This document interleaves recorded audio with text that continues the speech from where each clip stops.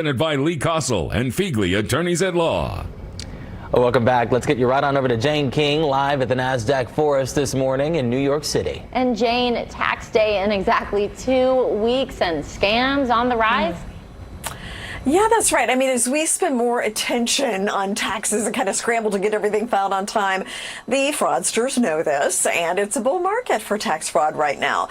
Criminals pocket thousands of refunds after stealing Social Security numbers and filing phony tax returns.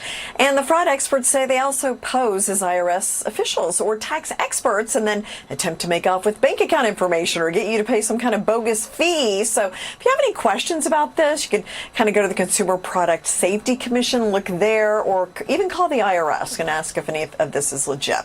Well, even more scary for retirees and running out of money in retirement is paying for health care, which can be a major drain on a retiree's nest egg. More than 6 in 10 people between the ages of 60 and 70 said health care costs were a top concern in retirement, while more than half of those say that the worries were pushing them to spend less in other areas. The survey was done by the health insurance marketplace, eHealth, and retirement planning company Retirable. Well, companies see returns of between 90 cents and $4.25 per every dollar spent for on-site child care for their workers. Though only 12% of U.S. employers offer child care benefits, these organizations are more likely to retain working parents as child care costs soar. Axios reports while more research on employer-provided child care needs to be done, this study does encourage some employers to at least take a closer look at that. While a growing body of evidence suggests Friday is increasingly a work-leisure limbo land, the Wall Street Journal quotes data from workforce analysis firm Active Track, which found the average sign-off time for a North American worker is 4:03 p.m. on Fridays.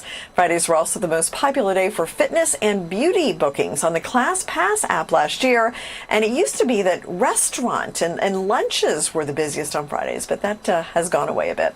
The S&P 500 and Dow both closed at new records on Thursday, and today we're looking at a positive start. Live from the NASDAQ market site, I'm Jane King. Back to you. Now, Jade, I go out to eat quite a bit here, so I find this new study interesting. It says that restaurants are a bit too loud.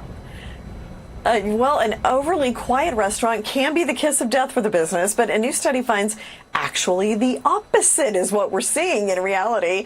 Soundprint data says 63% of eateries are too loud for a normal conversation. So a new business has sprouted up to deal with this, Acoustic Advisors. They can save patrons from shouting with well-placed curtains, carpets, and foam. Oh, that's so interesting. I have a 2-year-old and a 5-year-old, though, so we strictly only go to loud places so that we don't disrupt others. So you kind of blend in. Yes, we got to blend in. If it's too quiet, not good for us. Or even too loud would be fine with the kids. So, but very interesting. Good tips either way. Thanks, Jane.